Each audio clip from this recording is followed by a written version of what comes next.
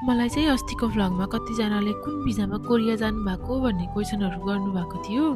So hi everyone, welcome back to my mini vlog. अस्ति भर्खर vacation सकिए जस्तो लाग्छ, तर कति छिट्टै थर्ड विकको क्लास पनि स्टार्ट भइसक्यो हाम्रो युनिभर्सिटीमा चाहिँ। सो म चाहिँ कोरिया D2 भिजामा आएको हो। अनि कोरियामा चाहिँ स्टुडेन्टको लागि D2 र D4 भन्ने दुईवटा टाइपको भिजा हुन्छ। अनि यो दुईवटै भिजा स्टुडेन्ट भिजा भए पनि डिफ्रेन्ट हो। D2 भनेको चाहिँ नेपालबाट नै इङ्ग्लिस ल्याङ्ग्वेजमा पढ्न आउने भिजा हो, बट D4 भनेको चाहिँ नेपालबाट यता आएर सर्टेन टाइमसम्म चाहिँ कोरियन ल्याङ्ग्वेज पढ्नुपर्छ।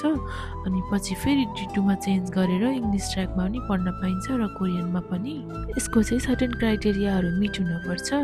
अनि मेरो साथी चाहिँ यहाँनिर भ्याकेसनभरि काम गरेको पैसा चाहिँ युनिभर्सिटीमा ट्युसन फी बुझाउँदैछ।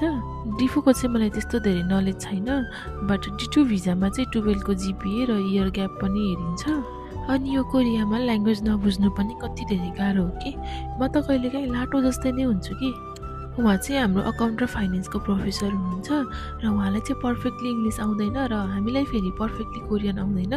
अनि यस्तो हुँदा चाहिँ कति धेरै कन्फ्युजन हुने अनि पढाएको पनि नबुझिने कि। एनिवे अस्तिको भिडियोमा चाहिँ मलाई कति धेरै भ्याकेसन हो भन्नुभएको थियो। हाम्रो युनिभर्सिटीमा चाहिँ 2 मन्थ र अराउन्ड 15 to 20 डेज जतिको भ्याकेसन हुन्छ। आई थिङ्क यति भ्याकेसन त हुनैपर्छ, किनभने हामी स्टुडेन्टले यही भ्याकेसनमा हो काम गरेर युनिभर्सिटी फी पे गर्ने। सो मेरो आजको दिन चाहिँ युनिभर्सिटीमा यसरी नै बित्यो। अनि भोलि फेरि युनिभर्सिटी जानुपर्छ। अनि युनिभर्सिटी लागेको बेलामा चाहिँ जहिले हाम्रो खाजामा प्रायः चिकन र रामेन नै हुन्छ। त्यसैले गर्दा म चाहिँ घर नजिकैको मार्ट गएँ। अनि भोलिको खाजाको लागि चाहिँ मैले केही फ्रुट्सहरू किनेँ।